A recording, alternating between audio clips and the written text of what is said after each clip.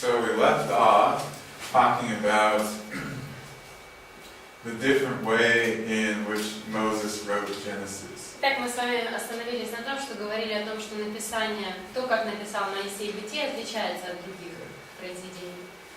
And I mentioned that some people have now argued that the creation account in Genesis is a poem. Я уже вам говорил, что некоторые оспаривают форму Бытия 1, некоторые считают, что она написана в форме поэмы. Why do you think they might suggest that? Как вы думаете, почему люди выдвигают такие предположения? What are some attributes of poems as opposed to just a regular historical account? Какие черты указывают на то, что текст написан в форме поэмы, а не просто запись исторических событий? Аллегория, образы. Images. Right. Of allegory. So they start with an idea that either the creation days are long periods of time or there's evolution involved. Как они отталкиваются от такой идеи, что либо вот эти дни на самом деле больше времени занимали, либо эволюция произошла. And they look at the text and they say, well, if it's a poetic or allegorical reading, then we can interpret it differently. И затем, глядя на отрывок, говорят, но если решить, что этот текст написан в поэтической форме, то тогда намного легче это все сопоставить нашему пониманию. The first problem with viewing early Genesis as a poem, though, Но первая проблема вот в таком взгляде is that it's not written in the form of Hebrew poetry. это то, что не написан отрывок Бытия 1, не соответствует эта форма еврейской поэзии. If we were to look at, in Hebrew, Genesis versus the Psalms, for example, Если мы, например, взяли бы отрывок из Бытия 1 и сопоставили его с псалмами, they're written in a completely different way. они написаны абсолютно по-разному. Moses, he probably actually wrote one of the Psalms, Моисей, скорее всего, написал даже один из псалмов. so he was aware of how to create poetry. То есть мы видим, что он знал, как выглядит поэзия. But he didn't use that form when writing Genesis 1 and 2. Но при этом он не использовал эту же форму в написании Бытия 1 и 2. Let's look at a couple of the other ancient creation stories. Давайте рассмотрим еще несколько древних повествований о сотворении. So we have, where's it all cut off? I need to, we'll just look at it like that. Okay. So this one, it's called Atrahasis. Вот один из рассказов называется Атрахасис. But what's more important is that it comes from ancient Babylon. Но что интереснее, это то, что написана она была в Древнем Вавилоне. This is long before the Hebrews or the Israelites went to Babylon, though. Это еще задолго до того, как израильтяне отправились в Вавилон. So they haven't necessarily been influenced by the writings of Moses. They had not. И совсем не обязательно, что они черпнули вот эти идеи из работ Моисея. Earliest copies of the creation story here. Right there. Вот дата самых ранних копий рассказа о сотворении. Okay. So this particular version was actually written down before Moses. Вот конкретно эта версия была записана еще до Моисея. So we have here the memory of the world being created, passed down generation after generation. То есть здесь мы видим, что память о тех событиях, того, как был сотворен мир, передавалась из поколения в поколение. And there are earlier stories than this one. И есть более ранние истории, более ранние, чем это. But eventually in ancient Babylon, somebody writes down this creation story. Ну, по сути, идея такая, что в Древнем Вавилоне кто-то написал вот это повествование о сотворении. And we have elements in here that we're familiar with from the biblical account. И также здесь есть несколько элементов, которые нам уже известны из повествования Бытия. Okay? There actually are three original gods. Здесь в данном случае у них существует три Бога изначально.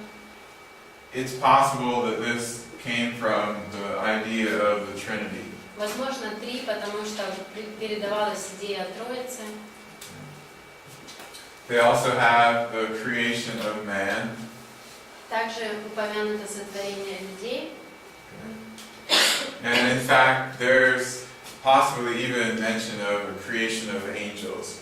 И, возможно, даже они подразумевают сотворение ангелов. Because we have the three original gods, and then they create what they call these lesser gods. Потому что у них описано изначально три Бога, которые потом создают каких-то меньших богов. And then after that, man is created. А после этого сотворен человек. And it's very interesting the way that man is depicted as being created. Интересно очень, как изображено сотворение человека. It's very similar to what we see in Genesis 2. Это очень напоминает то, что мы читаем в Бытие 2. So, the God takes material from the ground То есть Бог берет материалы в руки земные and shapes it into a man. и формирует из них человека. So, we've got the ground here, Вот земля, and then we've got that being shaped into a man. из которой формируется человек. Then we have a God, Затем какой-то Бог, and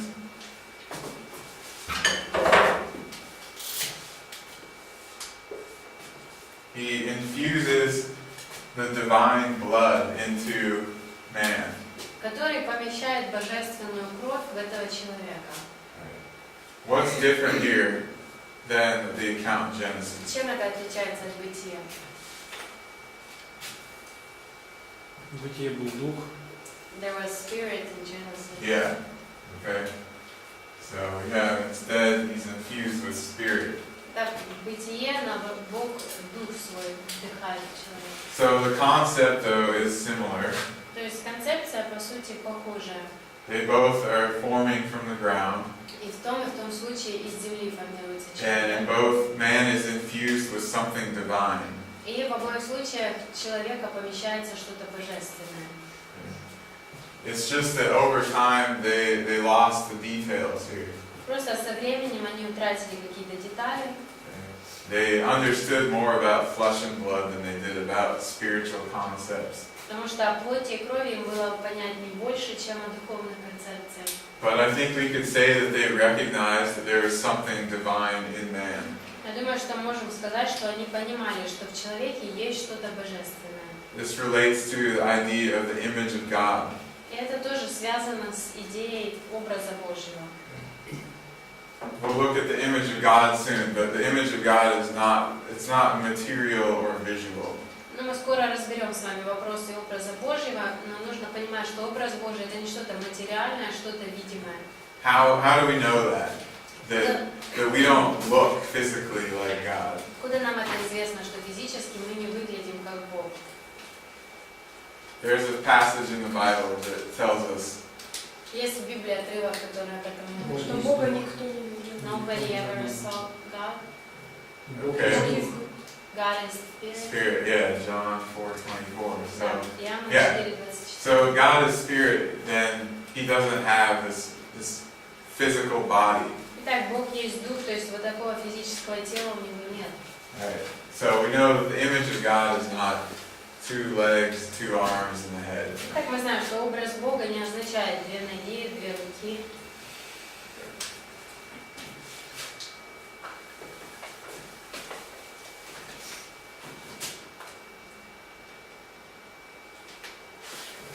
Then we also have another piece of information that's contrasting with Genesis. Потом еще у нас дается нам информация, которую мы можем сопоставить с Бытием. So the guy writing this is trying to come up with an idea of why God or gods would create man. Итак, автор вот этого повествования пытается понять, какова же цель, зачем Богу или богам в его случае сотворять человека. And he comes up with this narrative that originally these three gods, they had to create everything. И он придумывает вот такую идею о том, что изначально этим трем богам нужно все сотворить было. But they didn't want to do any more work, so they made these lesser gods. Но они не хотели выполнять всю эту работу самостоятельно и сотворили вот таких меньших богов. But they also didn't want to do work, so finally they made mankind to do the work for them. Но в конечном итоге те не захотели делать и сотворили человека тогда, чтобы человек все это делал за них.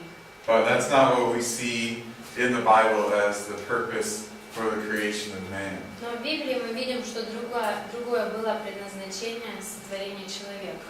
We're not doing work that God didn't want to do. Мы не занимаемся, не выполняем ту работу, которую Бог просто не хотел выполнять. We'll address that question of purpose soon. И мы вскоре разберем вот этот вопрос предназначения. So we had one from Babylon. Итак, одно произведение из Вавилона имеется у нас.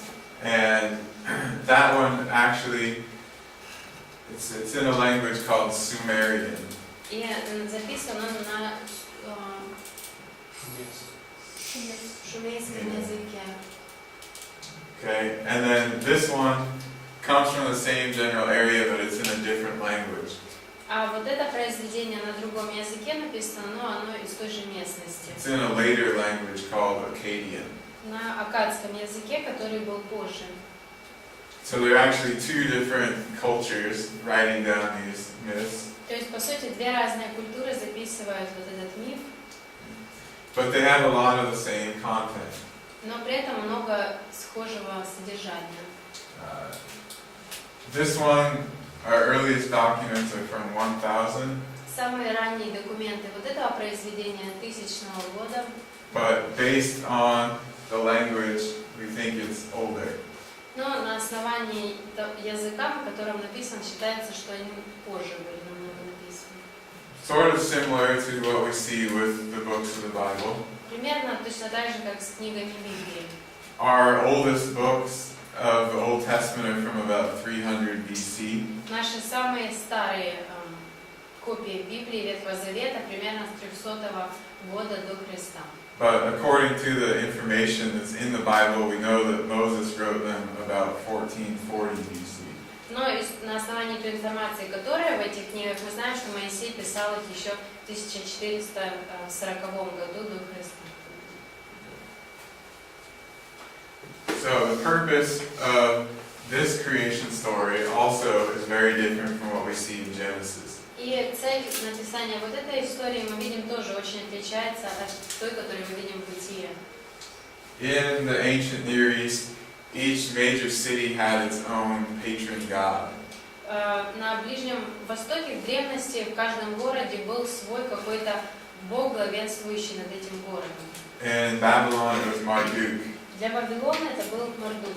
So the writer of this he's integrating the creation story into his explanation of why Marduk is the greatest god.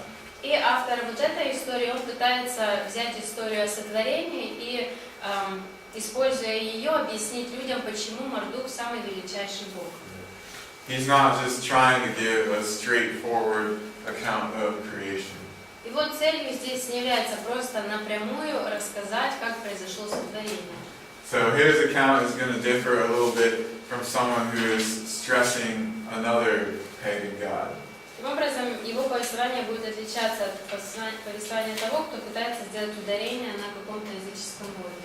And in this story, there's all sorts of fighting between some of these different gods. И вот в этой истории там описано много борьбы, которые происходят между разными богами. And Marduk comes out the victor. И Мардук оказывается победителем. It's another thing, we don't see that in the Genesis account. Это еще то, что мы не видим в Бытие. God's not fighting with any other gods because there are no other gods. Бог не борется ни с какими другими богами, потому что их и нет.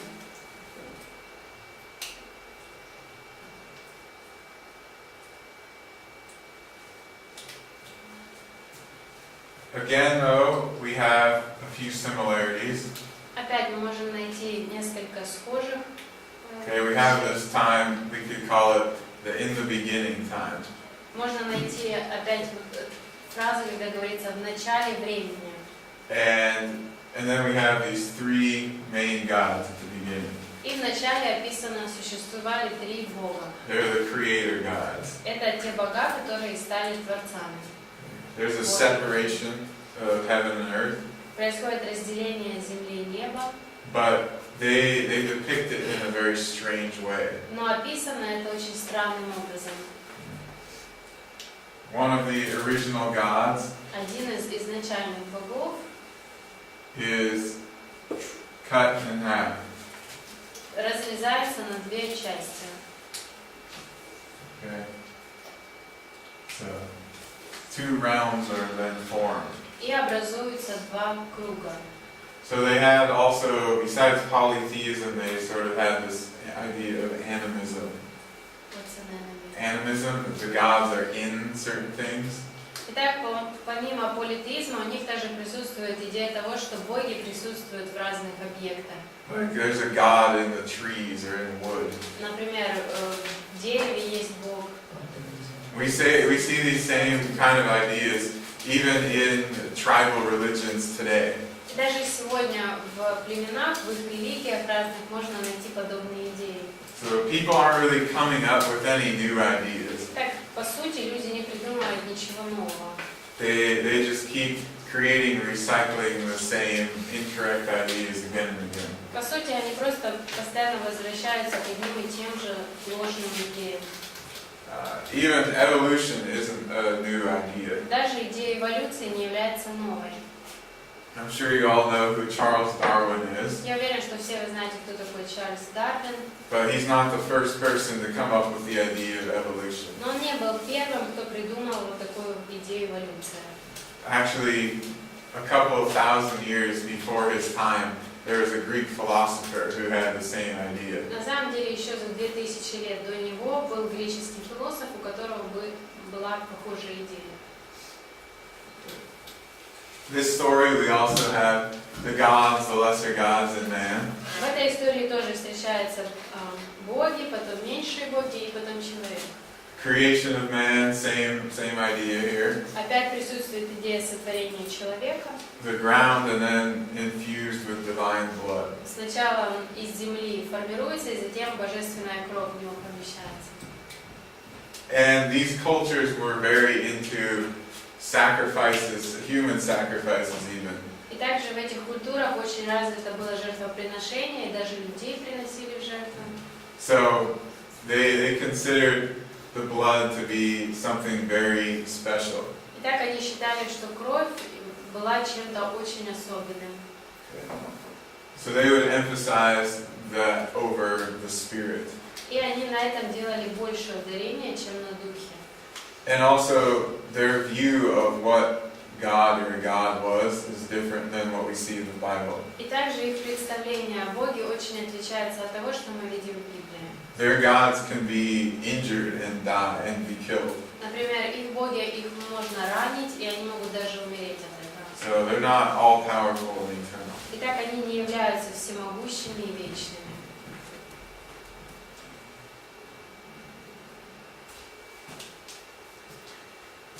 This is the earliest creation account that's been discovered. Вот это самое раннее повествование о сотворении, которое было найдено.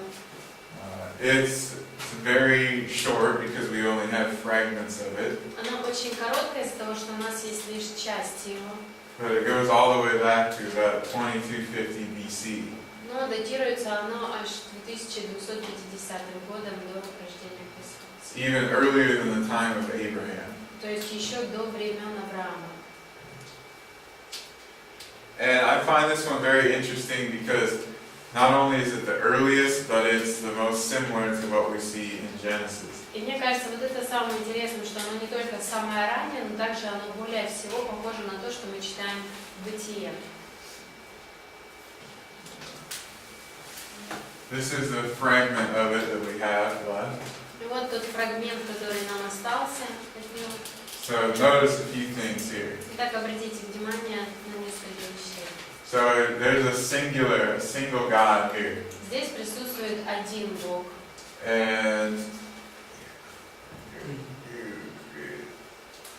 And he creates. И Он творит. He creates the heavens and the earth.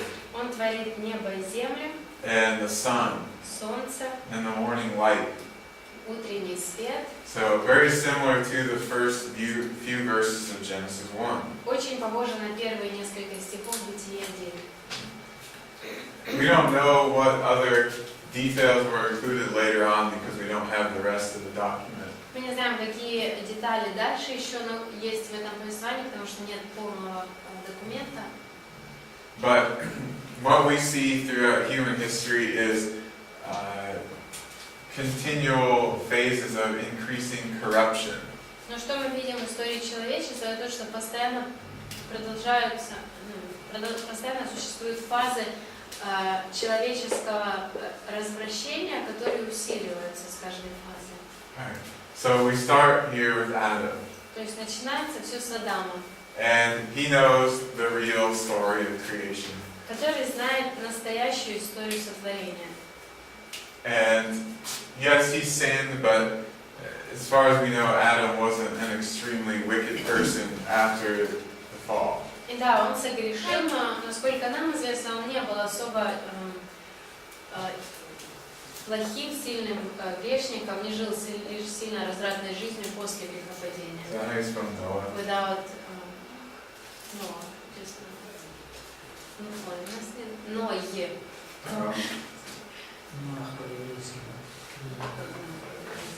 Anyway, we eventually get to Noah. В общем, потом мы доходим к Ною.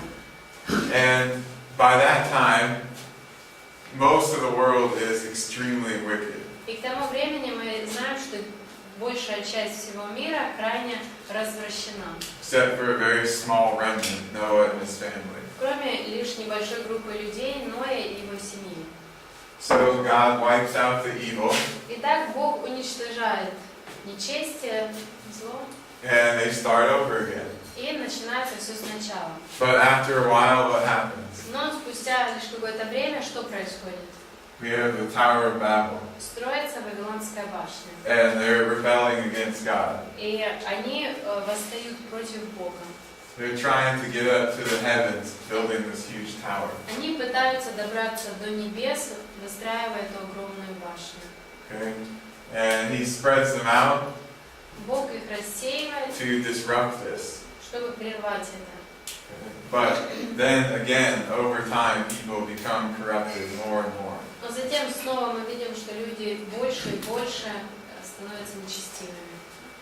At the time that Jesus came into the world, И к тому времени, когда Иисус пришел в мир, this was one of the most evil times in human history in terms of morality. с точки зрения нравственности, это было одно из самых нечестивых времен в истории человечества. Actually very similar to today, На самом деле очень похоже на то, что и сегодня мы видим. the Roman Empire and what we see in general culture today. Римская империя и то, что мы видим сегодня в целом в культуре. For a while, once Christianity had spread, it changed things. На какое-то время, когда христианство начало распространяться, поменялась ситуация. But again, slowly there was a breakdown of morality. Но опять-таки медленно начало происходить распадание, снижение нравственности. If we look just at Europe as an example, Если мы, например, посмотрим на Европу, the vast majority of Europe was Christian far in the past. в прошлом большая часть Европы была христианской. But now, mostly it's atheist or neo-pagan. А сегодня уже большая часть либо атеисты, либо неоязычники. So I think the antiquity of this creation account has something to do with how similar to Genesis it is. The old age of it has something to do with the similarity. И я думаю, что как раз из-за того, что настолько старое вот это произведение, вот поэтому, наверное, столько схожего есть с историей Бытия. The Egyptians, they also had a very ancient creation story. Также и у египтян был рассказ очень древний о сотворении. It was from about 3000 BC. Датируется примерно 3000 до Христа.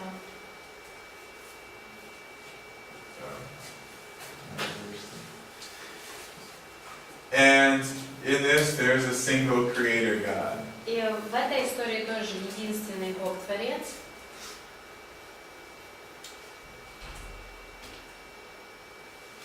And he actually speaks things into existence. который своими словами творит все. Okay? So we have that similar concept. То есть тоже присутствует и такая похожая концепция.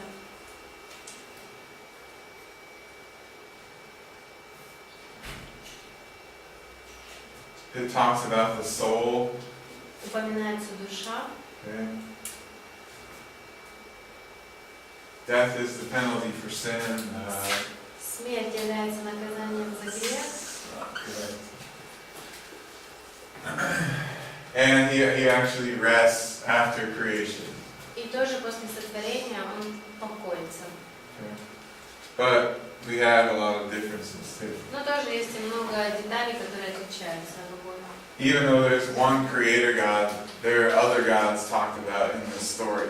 Хотя и Творец один Бог, но есть также упомянуты и другие бога, боги. We also have determinism, no free will. Также присутствует свободная воля в этом. Отсутствие. There is no free will. In this story, there's no free will. В этом рассказе нет свободной воли. Okay. But of course, we see even way back, Adam had the choice to make whether to obey God or not. Но мы видим, что в Бытие у Адама был выбор быть послушным или не быть. And it doesn't talk about the creation of man specifically. И также не описано конкретно сотворение человека. Okay, so what do we get out of these ancient stories? Итак, что же мы можем вынести для себя из всех этих древних рассказов? First, we see creation of the earth and of man was common knowledge in the ancient world. Во-первых, мы видим, что в древнем мире для всех это было понятным, принятым фактом, что земля, небо, человек были сотворены. So these ideas, they've been passed down from Adam and the early humans. То есть мы видим, что вот эти идеи передавались от Адама, от ранних людей еще первых. When they have just this oral transmission of the story, it gets corrupted. И когда история передается лишь устно, то получается какое-то искажение. Have you guys ever played this game called Telephone? Когда-нибудь играли в эту игру «Испорченный телефон»? Yeah, so you start with Leanna and go around to me, and what she said will be completely different from what I get. Да, если мы начнем от меня и дойдем до Тайтаса, то слово, которое он услышит, будет уже совсем отличаться от того, что я скажу. So that's why the written word is very important. Вот поэтому то, что слово написано в письменном виде, это очень важно. And we see that reflected in the copies of the Bible Мы также видим это и в тех копиях Библии, которые есть. and in the practices that were used to copy the biblical text. И в тех технологиях, которые они придерживались, копируя библейские тексты. The Hebrew scribes were actually so stringent И те, кто копировали евреи эти тексты, они были настолько that if you строго just относились к этому. made one little marking mistake, you had to start the whole page over. Если ты лишь какую-то маленькую помарочку сделал, нужно начинать всю страницу сначала. Even if you drew the letter just a little bit wrong, you'd have to start over. Или если ты букву написал чуть-чуть неправильно, нужно начинать все сначала. And the result of that is that we have the same text passed down from Moses even to today. И в результате у нас есть один и тот же текст, который был во времена Моисея, по сегодняшний день существует. Next week I'll teach you a little bit about textual criticism. В следующей неделе немного я буду учить вас о текстуальной критике. And that is the study essentially of how we know that the texts of the Bible we have today are the same as the originals. Это наука, благодаря которой мы можем знать, что наш текст, который сегодня у нас на руках, по сути, не отличается от оригинала. And where we do have some copying errors in certain manuscripts, А те случаи, когда в манускриптах присутствуют различия, I'll show you how to understand those. я покажу вам, как понимать вот эти сноски по различиям.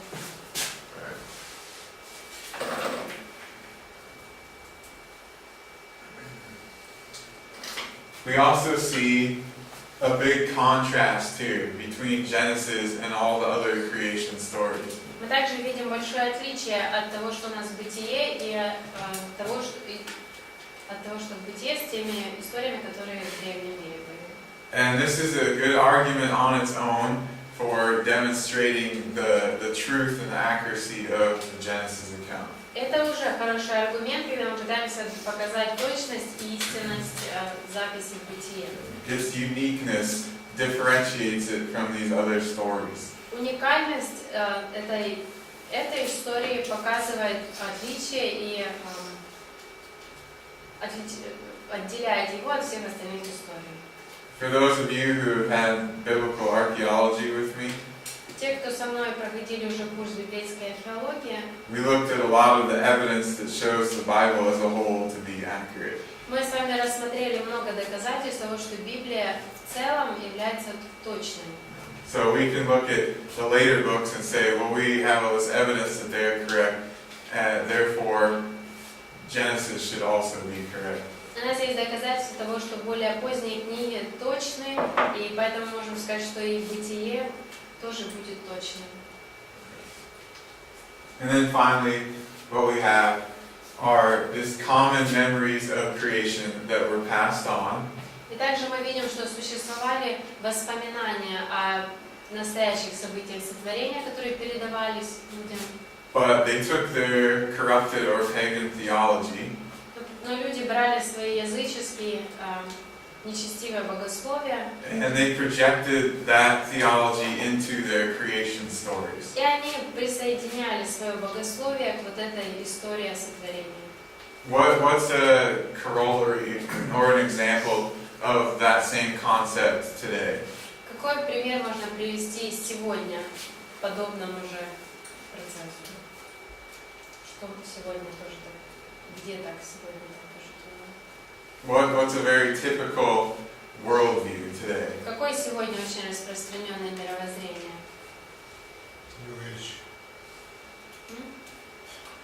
What do they say about God? Что люди говорят о Боге?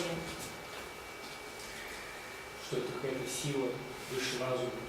That it is a power, some sort of power or higher intelligence. Yeah, or they say that he doesn't exist. Или говорят, что он вообще не существует.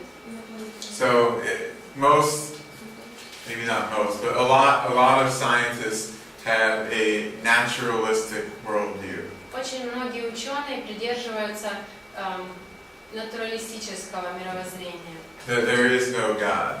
То есть, по их мнению, Бога нет.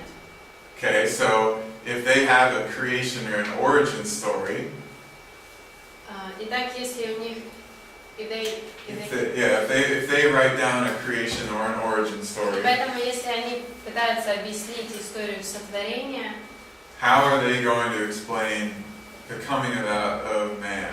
то как они будут объяснять происхождение человека? Without God. Без Бога. Okay? So, what's the mechanism that's used? И какой механизм используется? Evolution. That's Эволюция. what they use Это instead. то, к чему они прибегают вместо They сотворения. can't allow God to create man because God didn't exist. Нельзя сделать так, что Бог сотворил человека, ведь Бога же не существует. So, another explanation is that these things evolved from the simple to the more complex. Поэтому они объясняют, что на самом деле все развивалось от более простого к более сложному. So let's talk about a few different views of the origin of man. Давайте рассмотрим несколько взглядов на происхождение человека. Right. So, on the sixth day. Итак, шестой день. So the first one is what we read there in Genesis. Итак, первое из того, что мы прочитали в Бытие. Can you write this, please? Number 1 and 6 days of creation.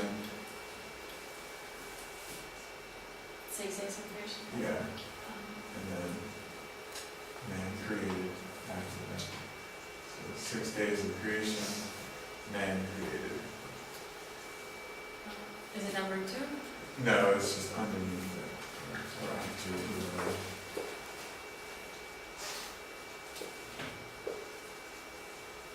Итак, 6 дней сотворения, и затем человек сотворен. Okay, number 2. Второе. We'll have something like millions of years after initial creation. Миллионы лет после изначального сотворения.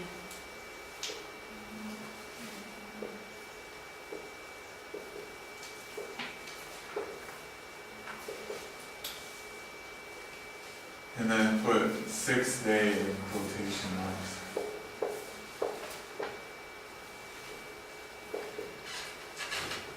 Okay, the third, number 3, a human-like creature Существа, подобные человеку, without a soul без души. is given a soul. Существам, подобным человеку, без души дана душа.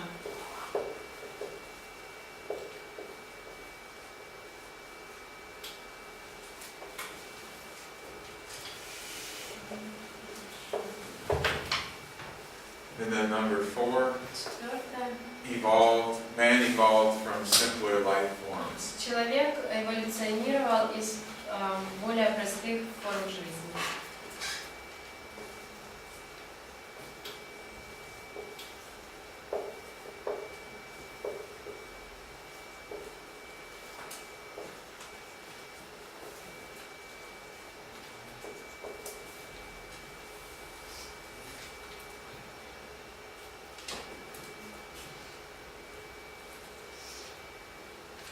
Okay. So the first, yeah. So how do you think that people arrive at these different views? Как вы думаете, как люди приходят вот к таким взглядам разным? Много думают. They think a lot and they come up with this. Okay, that's one way. How about in interpreting the Bible? А если в вопросе толкования Библии, Hermeneutics, в вопросе герменевтики, okay, the process by which we interpret the Bible. то есть тот процесс, в ходе которого мы толкуем Библию. There are Christians who believe all 4 of these things. Есть также люди, которые придерживаются всех 4 взглядов. So how do you think they came about that? Итак, как вы думаете, как они дошли? Аллегорическое They толкование. used allegorical method of interpretation. Yeah. So we have, can you write 2 more things? Sorry. Right, like presuppositions, worldview. Presupposition. Yeah, ideas that you have before starting to. Мировоззрение, основанное на предпосылках. Oh, sorry, it's a little bit. This one.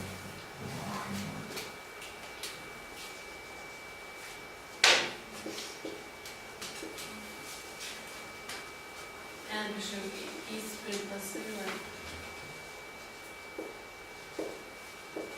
Можете как-то красиво. And then 2 hermeneutics.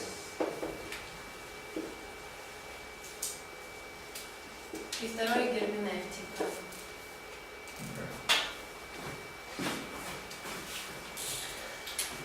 So if they're going with a hermeneutic of allegorical, Итак, если они используют аллегорическую герменевтику, then you can really make the text mean or say whatever you want it to. то по сути можно сказать, что текст, что отрывок означает все, что ты захочешь, чтобы он означал.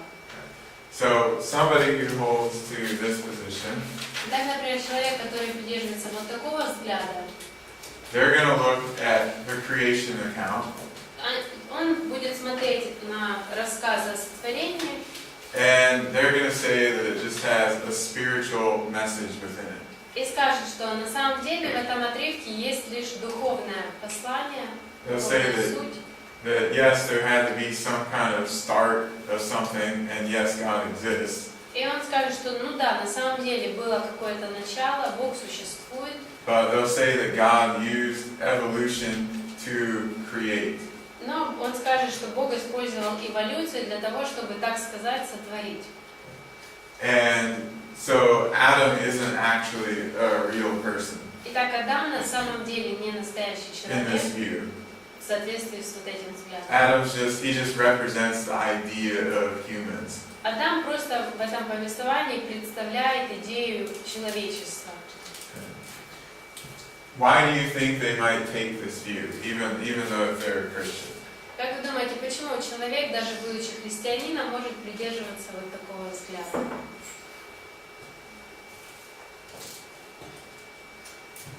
Well, probably because the majority of scientists currently ascribe evolution as the origin explanation. Скорее всего, потому что большая часть ученых сегодня все-таки приписывают, именно объясняют с помощью эволюции происхождения. So they're trying to accommodate a viewpoint within science with the biblical text. Итак, человек пытается как-то найти компромисс между тем взглядами науки и тем, что написано в Библии. Okay.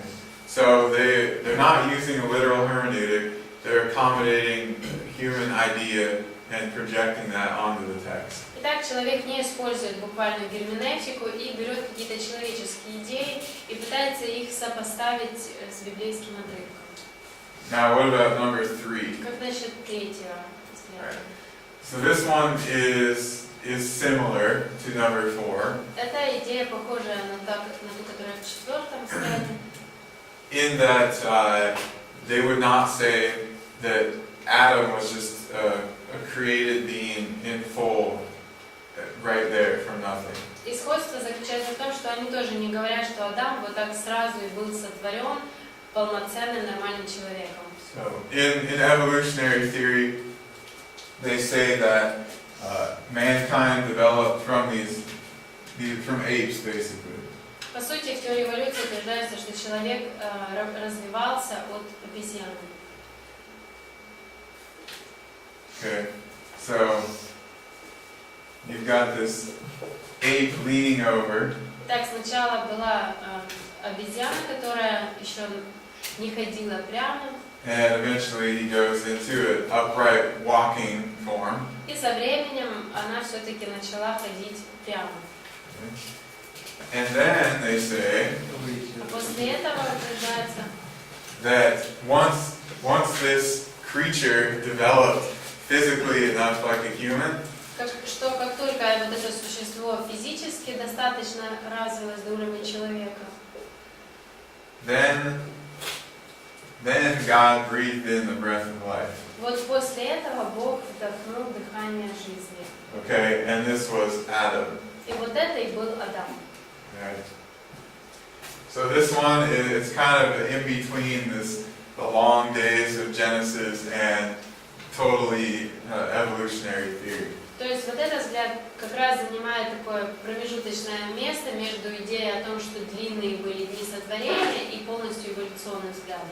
And again, they're trying to accommodate the biblical text with a majority scientific view of today. Опять-таки, сторонники этого взгляда точно так же пытаются приспособить взгляды научные большинства ученых сегодняшнего дня к библейскому тексту. This is usually called theistic evolution. И вот такая идея часто называется теистическая эволюция. That is, God used evolution as a mechanism to create life. То есть, другими словами, Бог использовал эволюцию для того, чтобы сотворить жизнь. It's sort of a deistic idea. То есть идея теистическая. God's up here, He's not really interacting or specially creating. Бог находится где-то вверху, но на самом деле особо не вовлечен в сотворение. This one might have some different names depending on who you talk to. И этот взгляд может разные названия принимать в зависимости от того, с кем общаться. But usually it's called progressive creationism. Обычно он называется прогрессирующий креационизм. Okay. The second one, this has been around longer. А второй взгляд существует уже дольше. These have become more popular recently. Вот эти два взгляда более популярными стали в последнее время. This view considers each of the days to be an extremely long period of time. В соответствии же с вот этим вторым взглядом, дни считаются намного дольшими периодами времени. It's usually called the day-age theory. Обычно называют эту теорию теорией день-век. So each day is an age. То есть каждый день это какой-то век целый. Now, how is this different from this? Чем отличается второй взгляд от третьего? In this view, they will usually say that God specially created each thing. То есть вот в этом взгляде обычно говорят люди, что Бог сотворил конкретно каждый какой-то вид творения. But just that there might be millions of years between one day and another day. Но просто что могли пройти миллионы лет между одним днем и другим, следующим. What's one obvious problem that you see with that view when we're looking at the Bible and sin and death? Какая одна проблема, которую сразу мы видим, если посмотрим на библейский текст в вопросе греха, смерти? Смерть появилась уже после грехопадения. Death came only after Exactly. fall. Right. And yet, they would explain this as plants and animals lived and died for millions of years before man was created. Да, а при этом люди объясняют, что животные и растения, они жили, умирали миллионы лет до того, как был сотворен человек. So then you have the problem of how the Bible depicts the fall of man. И также проблемой тогда становится то, как в Библии описано грехопадение человека. If death didn't enter until after the fall, then why were these things dying for millions of years? Если смерть пришла уже только после грехопадения, то как все вот эти растения, животные могли умирать?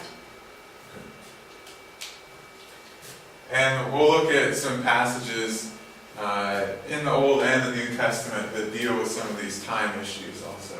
И мы рассмотрим отрывки в Новом и Ветхом Завете, которые как раз говорят о разных вопросах, связанных с временем. And then the first one we said, И первый взгляд, который мы назвали, we're looking at a literal hermeneutic. здесь используется буквальная герменевтика. We're actually looking at a literal hermeneutic often with both of these two. На самом деле часто в обоих взглядах используется буквальная герменевтика. But we talked about how the word day is used in chapter 1. Мы с вами уже говорили о том, как используется слово «день» в первой главе Бытия. Which is arguing for this view. И для нас это является аргументом первого взгляда. And then we notice this theological problem. И также мы уже отметили богословскую проблему. Sin or death occurring before sin under this view. Потому что во втором взгляде смерть, получается, появляется до греха.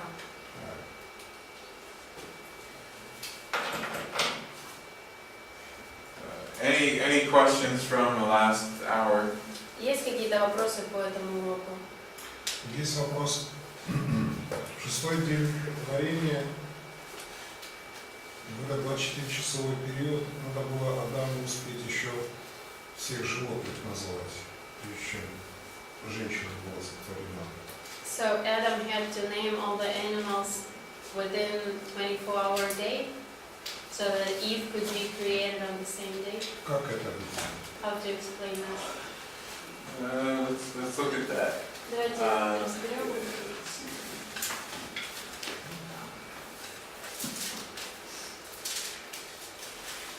верой понимать. Okay. In fact, we need to read this section anyway. So let's read 2 verse 5 until until chapter 3. Давайте с 2.5 и до 3 главы прочитаем.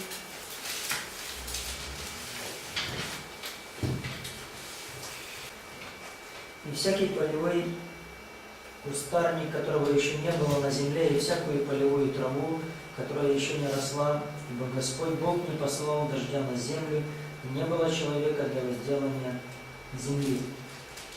Но пар поднимался с земли и орошал все лицо земли.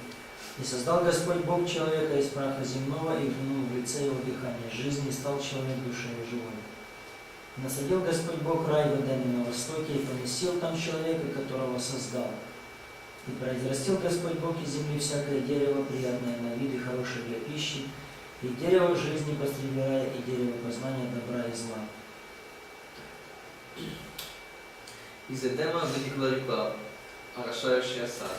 Оттуда она разделялась на 4 потока. Первый называется Фисон, он течет вокруг всей земли Хавила, где есть золото. Золото то земля хорошая, есть еще там пахучая смола и оникс. Вторая река называется Гихон, она течет вокруг всей земли Куш. Третья река называется Тигр, она течет к востоку от Ассура. А четвертая река это Ефрат. Господь Бог поселил человека в саду Эдема, чтобы он возделал сад и заботился о нем. І наказав Господь Бог Адамові, кажучи, із кожного дерева в раю ти можеш їсти, але з дерева знання добра і зла не їж від нього, бо в день їди твоєї від нього ти напевно помреш. І сказав Господь Бог, недобре, щоб бути чоловіку самотнім, створю йому поміч, подібну до нього. І вчинив Господь Бог із землі всю польову звірину, і все птаство небесне, і до Адама привів, щоб побачити, як він їх кликатиме. А все, як покличе Адам до них, до живої душі, воно ймення йому. І назвав Адам імена всій худобі, і птаству небесному, і всій польовій звірині. Але Адамові помочі він не знайшов, щоб подібна до нього була. И навел Господь Бог на человека перед Песом, и когда он уснул, взял одну из ребер его и закрыл под место плоти.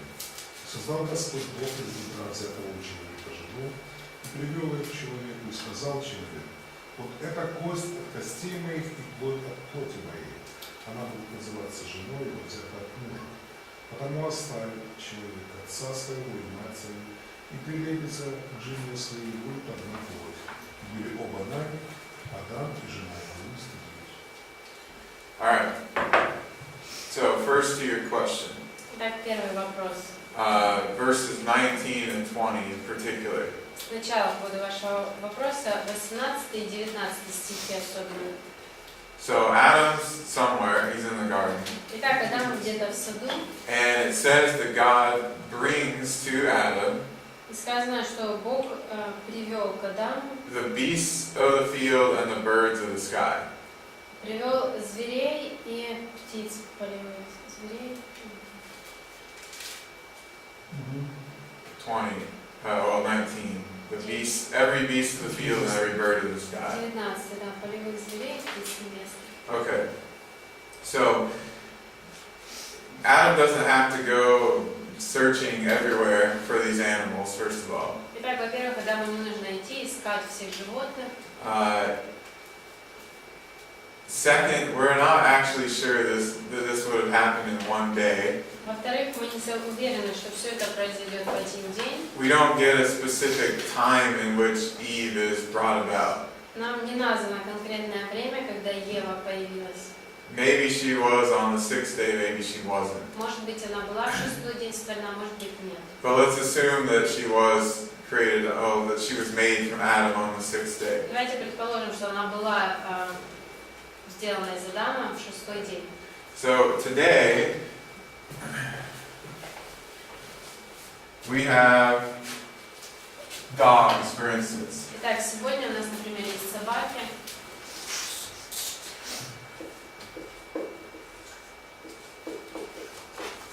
Right? It's dog, right? Okay.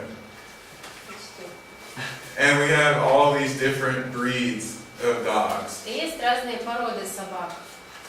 We have domesticated dogs, Есть домашние собаки, породы домашних собак. and we have wolves. Есть волки.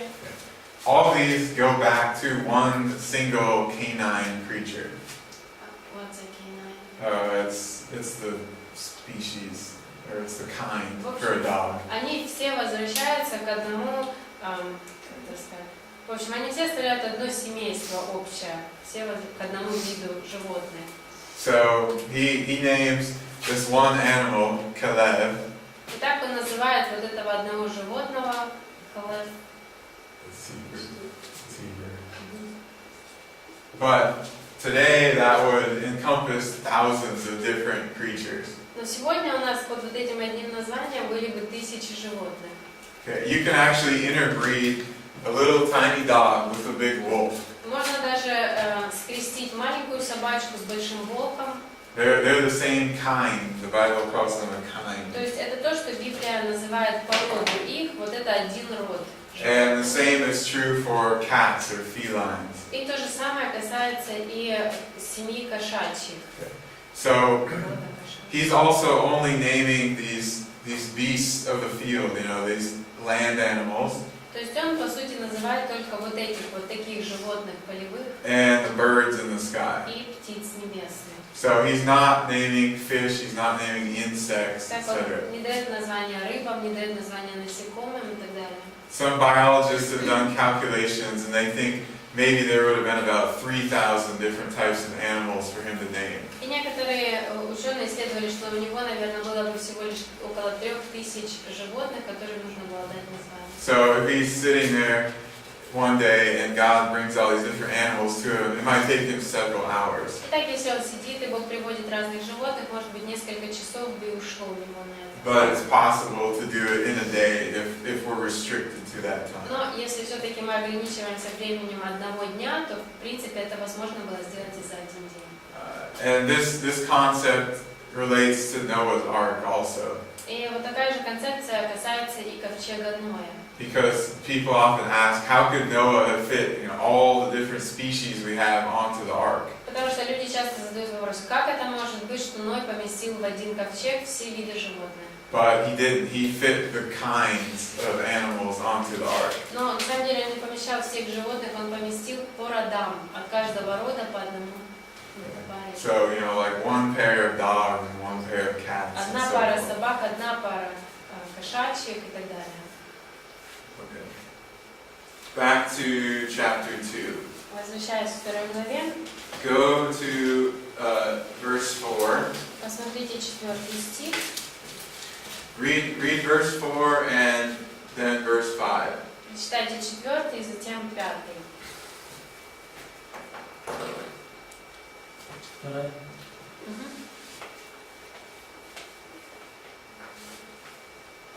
Вот происхождение неба и земли, и сотворение их в то время, когда Господь Бог создал землю и небо, и всякий полевой кустарник, которого еще не было на земле, и всякую полевую траву, которая еще не росла. Ибо Господь Бог не посылал дождя на землю, и не было человека для возделывания земли. Okay, what do you notice when you read these two verses? Что вы замечаете, читая вот эти два стиха?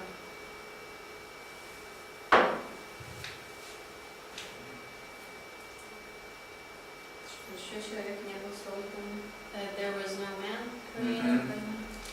Yeah, but didn't we just read that man had already been created? Но разве мы не читали, что человек уже был сотворен? Okay, so some people look at this, 2 verse 5 and following, and they think there's some kind of inconsistency in the story. Некоторые, глядя на 2.5 и дальше, последующие стихи, думают, что здесь в повествовании какой-то сбой, непоследовательный. What's going on here, though? А что на самом деле здесь? Он объясняет первую главу. He explains the first chapter.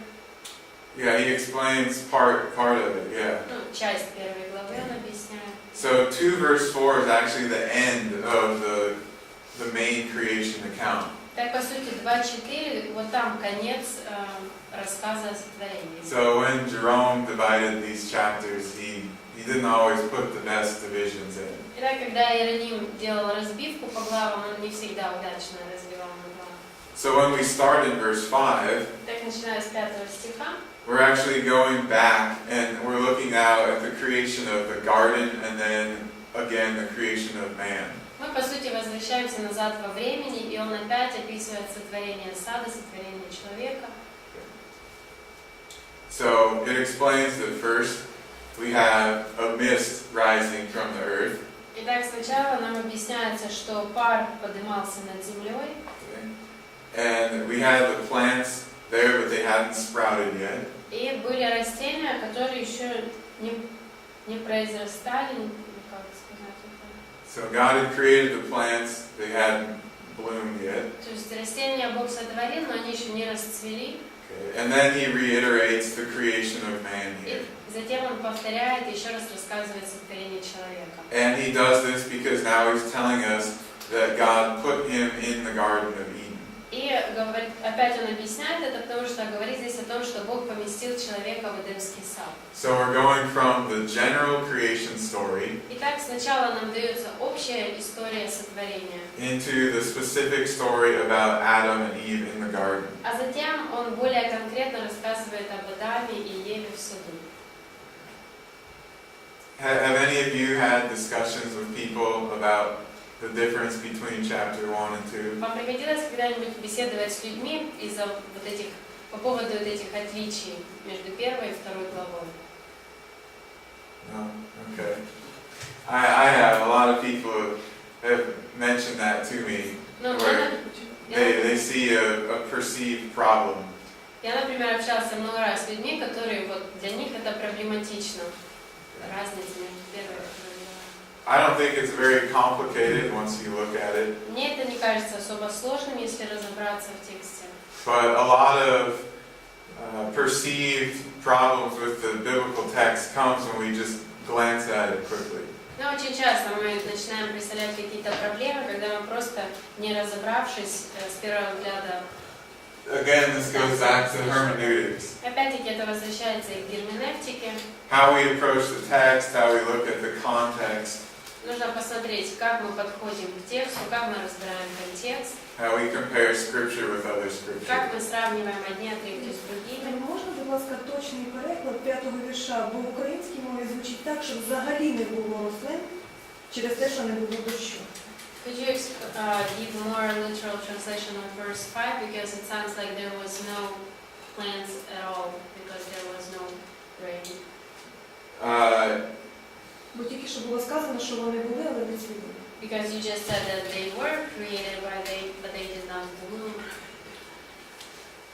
Okay, yeah, so in here we have, let's see, all the shrubs in the field.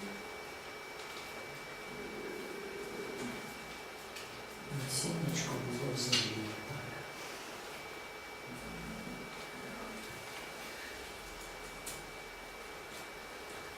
Там дальше сказано не росло. Probably we could say something like, before any plant of the field was on the earth, like on top of it, not necessarily in it. Наверное, можно сказать, до того, как любое растение, куст был на земле, именно на поверхности земли. And then we have, before any plant of the field had sprung up out of the earth. А затем сказано, пока еще не было полевой травы, еще не росло, то есть она еще не проросло. So they're created, but the idea that we have here is that it's like there's seeds in the earth still. Итак, здесь идея такая, что они сотворены, но это как вторая сказать, что семя лежит в земле еще, но не проросло. Then the water will come, and we have the sun and photosynthesis, and then they Затем bloom. появится вода, появится солнце, и так они расцветут, произрастут. We need to take our break. Yeah, okay, let's take our break. Давайте перервемся.